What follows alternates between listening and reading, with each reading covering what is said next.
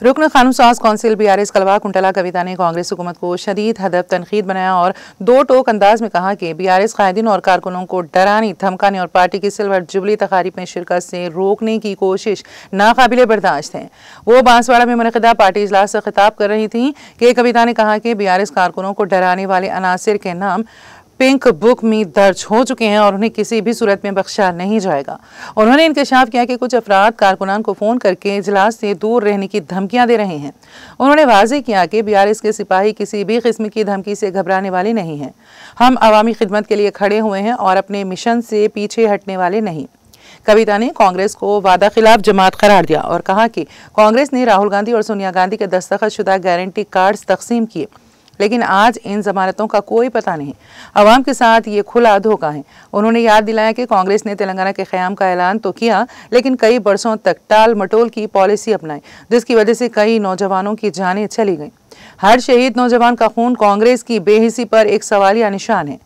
BRS की जद्दोजहद को उजागर करते हुए कविता ने कहा कि तेलंगाना का क़याम किसी खैरात या रियायत का नतीजा नहीं, बल्कि ये बीआरएस के कारकुनों, कायदीन और ख़ास तौर पर केसीआर साहब की नाकाबिल तस्खीर जद्दोजहद का समर है।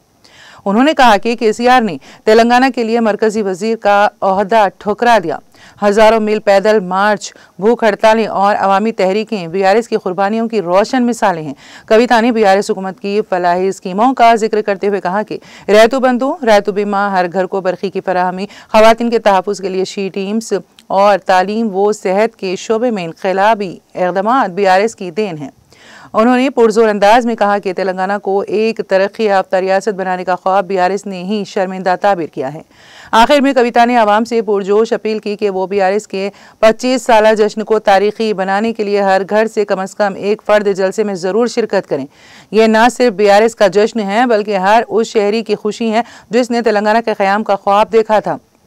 उन्होंने कहा कि यह जश्न न सिर्फ पार्टी की कामयाबी बल्कि आवाम की फतेह का भी गमाज होगा। అక్క ఫోన్లు చేసి బెదిరిస్తున్నారని చెప్పి అన్న జుబేర్ అన్న ధైర్యంగా ఉండు, ఎవరెవరు బెదిరిస్తున్నారో వాళ్ళ పేర్లు బరాబర్ పింక్ బుక్ లో రాస్తాం, ఇడిచిపెట్టేదైతే ఉండదు, అందులో ఏమీ ఆలోచించదు। కేసీఆర్ సార్ మంచోడు కావచ్చు, నేను కొంచెం రౌడీ టైపే, ఎట్టి పరిస్థితుల్లో ఇడిచిపెట్టుడు ఉండదు। ఇక్కడికి బాన్స్వాడలో మిమ్మల్ని సతాయించి మిమ్మల్ని పోలీస్ స్టేషన్ కి ఈడ్చినటువంటి ఏ ఒక్కరిని కూడా నేను మాత్రం క్షమించే అవకాశమే ఉండదు।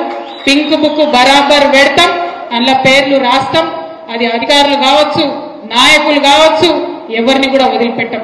ఎందుకంటే మనం అధికారంలో ఉన్నప్పుడు అరాచకం చేయలేదు, ప్రజలకు మంచి చేసినాం, అభివృద్ధి చేసినాం।